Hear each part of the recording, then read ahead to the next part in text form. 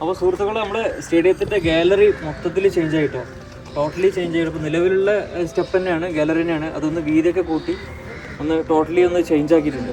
നമ്മൾ national live ഉണ്ടാക്കുമ്പോൾ നമുക്ക് എന്താ അറിയോ, ഈ നാഷണൽ ലൈവിൽ നമുക്ക് വണ്ടി ഓടിക്കണമായിരുന്നു, അത് നമുക്ക് സാധിച്ചു. അതുപോലെ തന്നെ ഈ പഞ്ചായത്ത് സ്റ്റേഡിയത്തിൽ കളിക്കുക എന്നുള്ളത് എനിക്ക് ഭയങ്കര ഒരു സന്തോഷം പകരുന്ന ഒരു കാര്യമാണ്. നമുക്ക് വരും തലമുറയുണ്ടല്ലോ, അവർക്ക് നല്ലൊരു മുന്നേറ്റമായി. നമുക്ക് പണി നടന്നുകൊണ്ടിരിക്കുകയാണ്, നല്ല സ്പീഡുണ്ട് പണിയൊക്കെ. ഒരു സൈഡിൻ്റെ ഏകദേശം പണിയൊക്കെ തീർന്ന് മണ്ണ് തെറിച്ചുകൊണ്ടിരിക്കുകയാണ്. മറ്റു പണികളൊക്കെ സ്പീഡിൽ പെട്ടെന്ന് നടക്കുന്നുണ്ട്. അപ്പോൾ സ്റ്റേഡിയം വന്നു കഴിഞ്ഞാൽ നമ്മുടെ നാടിൻ്റെ ഒരു മുഖച്ഛായ മാറില്ലേ? തീർച്ചയായിട്ടും അതെന്തായാലും മുഖച്ഛായ മാറില്ല. സാറാണ് നമുക്ക് പണി നടന്ന സാറാണ്, നമ്മളെ മോഹാണിത് സാറാക്കണത്, അത് സാറാവും എന്നുള്ള ഇതാണ് നമ്മളെ ഫീലുള്ളത്. ചണ്ടപ്പുഴ സ്റ്റേഡിയം നമ്മൾ കളിച്ചു പറഞ്ഞ സ്റ്റേഡിയം എന്ന് പറഞ്ഞ ഗ്രൗണ്ട് നമുക്ക് ഇത്ര വലിപ്പമുണ്ട്. പ്രിയ സുഹൃത്തുക്കളെ, AR നഗർ ലൈവ് ന്യൂസിൻ്റെ ഏറ്റവും പുതിയ വിശേഷങ്ങളിലേക്ക് ഏവർക്കും സ്വാഗതം.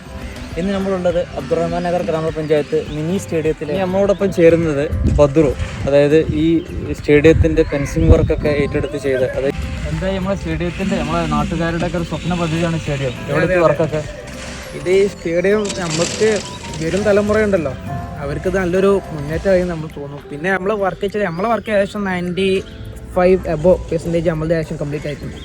ഇനി ചെറിയൊരു അടിയിലൂടെ ഒരു പഡ്ലിങ്, സ്റ്റേഡിയത്തിൻ്റെ ഗ്രൗണ്ട് ഗാലറി ആണല്ലേ, ആ ഗാലറിൻ്റെ മേലിലൂടെ ഒരു പഡ്ലിങ് പോകുന്നുണ്ട്. അത്ര നമുക്ക് വയ്ക്കുള്ളൂ. പിന്നെ പറഞ്ഞാൽ ഇത് മൊത്തത്തിൽ നമ്മൾ മാക്സിമം ഗ്രൗണ്ട് സ്പേസ് മൊത്തത്തിൽ സ്റ്റേഡിയത്തിൻ്റെ ഉള്ളിലേക്ക് ഗ്രൗണ്ട് ഒരു ഒറ്റ നോട്ടത്തിൽ നോക്കുമ്പോൾ സ്റ്റേഡിയത്തിൻ്റെ ഏരിയ തന്നെ കൂടി മാറി. അതെ, ശരിക്കും നമ്മളെ ഗ്രൗണ്ട് ശരിക്കും ഇത്ര വലിപ്പമുണ്ട്.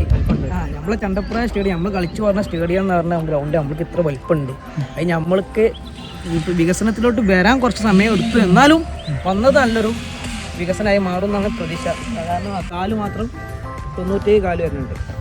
ഓക്കെ, അപ്പോൾ ഓരോ കാലും നമുക്ക് 9 മീറ്ററോളം ഹൈറ്റ് ഉണ്ട്.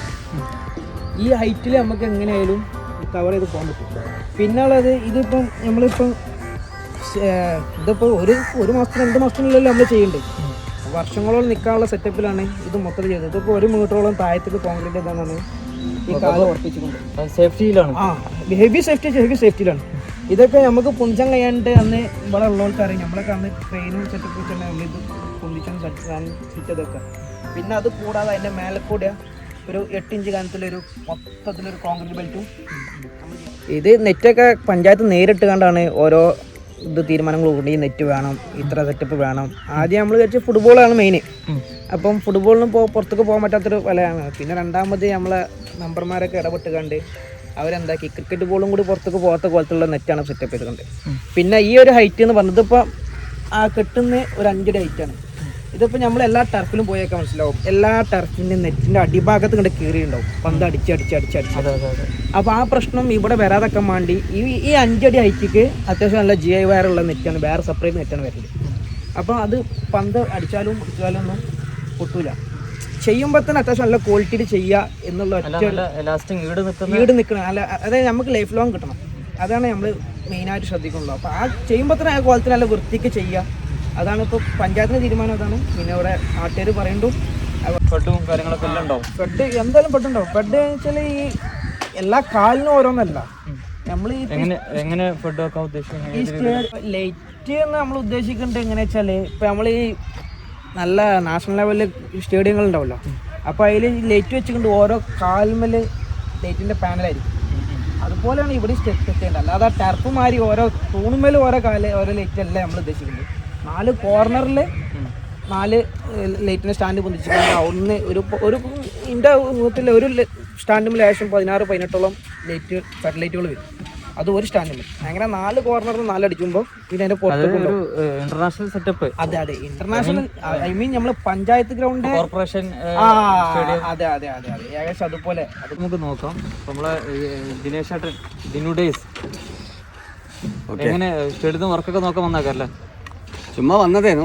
നല്ല വർക്കാണ്. അപ്പോൾ വർക്ക് ചെയ്യുന്നതെന്ന് വെച്ചാൽ എൻ്റെ കൂടെ ഒക്കെ കളിച്ചൊരു ഗോൾ കീപ്പർ ഉണ്ടായിരുന്നു, അവന് ബദ്രു, അവനേനും അവനോട് സംസാരിക്കാൻ കേട്ടു. എന്നാലും പയ്യൻ നല്ല ഉഷാറാണ്.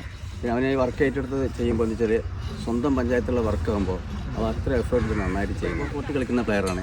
ഞാനൊക്കെ അധികം ഇപ്പോൾ കളിക്കുന്നത് ടർഫിലാണ്. എത്ര വയസ്സ് തോന്നിക്കുന്നില്ലല്ലോ? എനിക്ക് ഏകദേശം 50 ഏജായി. പക്ഷേ 50 ഏജായി. അപ്പം നമ്മളെ കൂട്ടത്തിൽ 10-60 എങ്ങനെ ഡൈനാമിക് ആണ്. യെസ്.